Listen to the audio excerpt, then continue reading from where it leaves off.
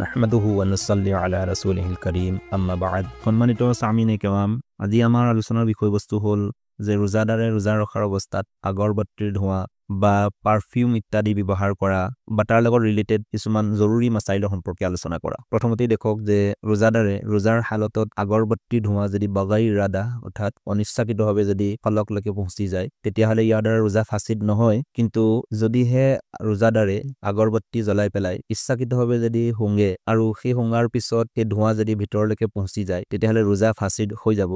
কিন্তু এই ক্ষেত্ৰত ৰোজা কাজা কৰাটো লাজিম হ'ব, কিন্তু কাফাৰা লাজিম নহয়। ফাতাৱায়ে শামিদ এই সম্পৰ্কে উল্লেখ আছে। দ্বিতীয়তে হ'ল যে ৰোজাদাৰে ৰোজা ৰখাৰ অৱস্থাত পাৰফিউম লগাব পাৰিব নে নোৱাৰে। এই ক্ষেত্ৰত পাৰফিউম লগালে ৰোজা ফাচিদ নহয়, কিন্তু চৰ্ত হ'ল যে পাৰফিউম লগোৱাৰ সময়ত ইয়াৰ যিটো প্ৰভাৱ বা যিটো জাৰাত আছে, যদি হলকতক পहुঁচি যায়, তেতিয়াহ'লে ৰোজা ফাচিদ হোৱাৰ ভয় থাকিব। তো কাৰণে উলামায়ে কেৰামসকলে লিখিছে যে উত্তম হ'ল ৰোজা ৰখাৰ অৱস্থাত আতৰ লগোৱাটো। তাৰপিছত আহোঁ এটা গুৰুত্বপূৰ্ণ বিষয় যিটো সম্পৰ্কে প্ৰায় মানুহে সোধা পোছা কৰে, সেইটো হ'ল যে এলকহল জাতীয় যিবিলাক পাৰফিউম আছে, এইবিলাক ব্যৱহাৰ কৰাৰ ক্ষেত্ৰত শৰীয়তৰ কি হুকুম আছে। এই সম্পৰ্কে দেখক যে এলকহলৰ বিভিন্ন কিচিম আছে। প্ৰথমটো কিচিম হ'ল যিটো মুনাক্কা, আঙ্গুৰ, কিচমিচ বা খেজুৰৰে তৈয়াৰী যিবিলাক চাৰাব, আৰু ইয়াৰ পৰা যিবিলাক এলকহল হাসিল কৰা হয়, এইবিলাক বিল ইত্তিফাক নাপাক আৰু হাৰাম হয়। আৰু এনেকুৱা জাতীয় বস্তুবিলাক কিনা বেচা কৰাটো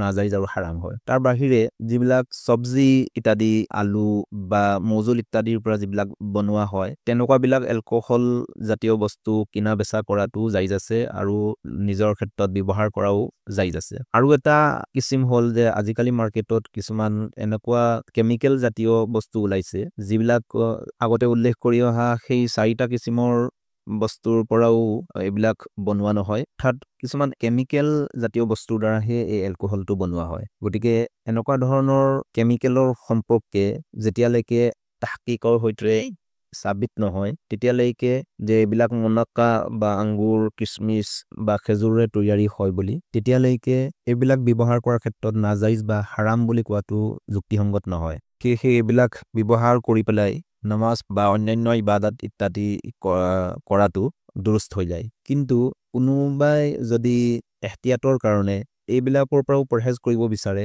তেতিয়াহ'লে উলামাসকলে লিখিছে যে তেওঁৰ কাৰণে এইটো বেহতৰ হয়।